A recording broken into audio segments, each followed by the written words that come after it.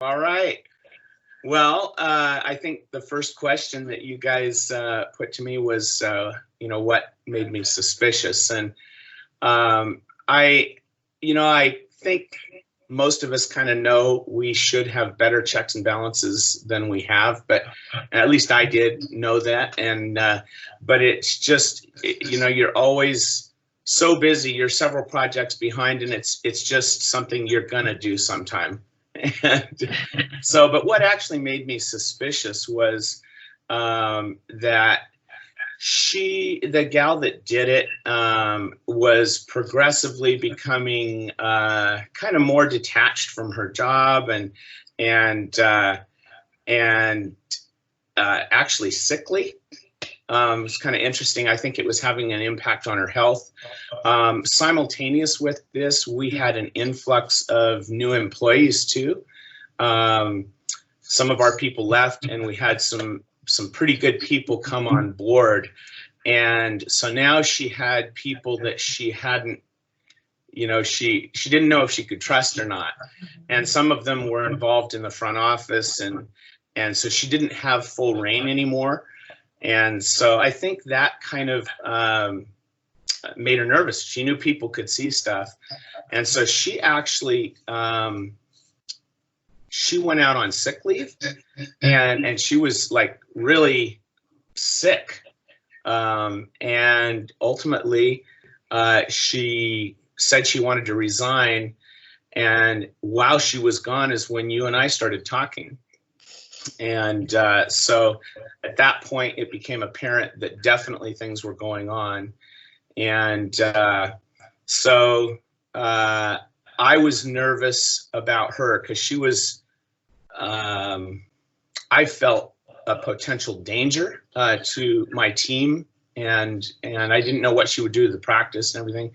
So I didn't just accept her resignation. She did resign. But I had an attorney involved with it and stuff to try and make sure to keep things as legal as possible. I just didn't want any backlash. And then that's when you and I dove into this, Wendy, and kind of went from there. But yeah, it's a challenging thing. I mean, on one hand, even if you are suspicious, nobody wants to admit that they haven't been competent in running their own business in that way. And so I think it's a scary thing for most of us to admit that maybe it's happened to us. And so I think there's a number of people that would rather just not know. And that is disappointing to me because I know David's given the numbers of how many people have been embezzled once and embezzled twice and 3 times and so on. I'm a bit embarrassed to say I've been one of those that's embezzled twice. The practice I bought when I first got out of dental school was being embezzled by a gal that was like 20, 21 years old. And so I didn't know that. He didn't know that. And she continued on. And that one we found, we're on a pegboard system. Computers were just barely getting started. And that one we found reasonably early. But still, we lost some money on it, and I was in a small county, and the district attorney was my patient, so I was able to contact him directly. So that was good, and we confronted her directly, and they basically said, when you're done with the conversation, walk her. It's a really small town. Walk her down the street to the police station.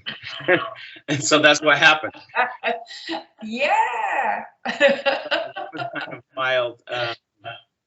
But yeah, and they said, well, do you want us to lock her up tonight, or do you think she's a flight risk? And so in that case, I actually, she was a basket case. She was crying and just, first denying it, and then just like, I'm so sorry. And anyway, and she was worried, I think, what was going to happen. So I drove her home. I thought she would probably crash or something on the way home.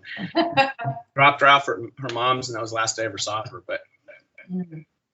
But she did go back and work in a dental office, which I think is an important thing to realize that, I'm sure that she did it again, you know, I don't know. There really, other than you guys, nobody's putting a stop to this that I know of. Mm-hmm. So that's, I think that's part of the reason why I wanted to say something is it would be nice if we could, if this could stop. I don't think it'll stop, but if we can catch it early, and if each of us can become a little bit more responsible, you know I still need that right now.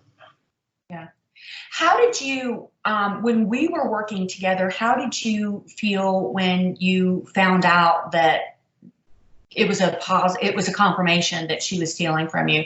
I mean, I remember us working very closely together, and I remember that you were very hurt. Yeah. Am I remembering that correctly? Absolutely correct. Yeah. You know, one, you feel betrayed, but you also feel hurt because, you know, this is somebody you trust. Obviously, the people that you put in charge of your finances are ones you've decided are the most trustworthy. And so you feel embarrassed, you feel betrayed and hurt that, you know, the person you trusted would do this to you. You do have a lot of emotions and a lot of you feel a little stupid, you know. It's like, man, shouldn't have let that happen, you know.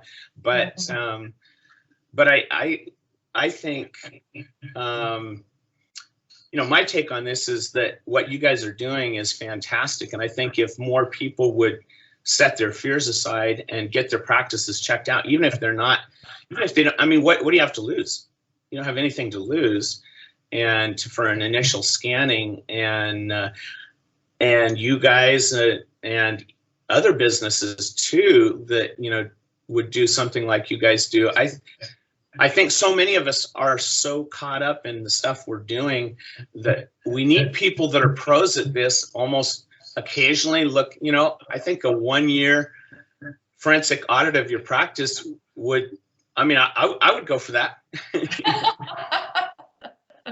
So what are some of the changes that you made since the embezzlement? And I know you continue to evolve with your procedures, but what are some of the more important changes that you've made? Yeah, well, I think initially, you know, the checks and balances that you guys put in to compare things, we did. And then you go back to focusing on growth of your practice, and you know, new technology is developing all the time, and you're jumping on that bandwagon. And you know, as awful as it is to say, these checks and balances sometimes get pushed to the back again, or you want to delegate it or something. And so, you know, from when this happened, and you were with me figuring this out, you know, we're probably 3 or 4 times bigger than we were. So we've grown and moved to a new location, and you know, bigger building. A lot of things have happened, and those things once again become the thing that pushes all this to the back burner.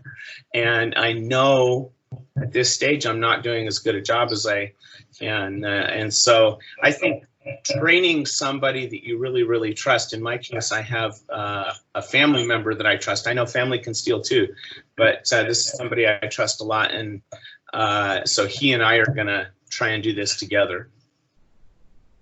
Okay. I hope that answers it.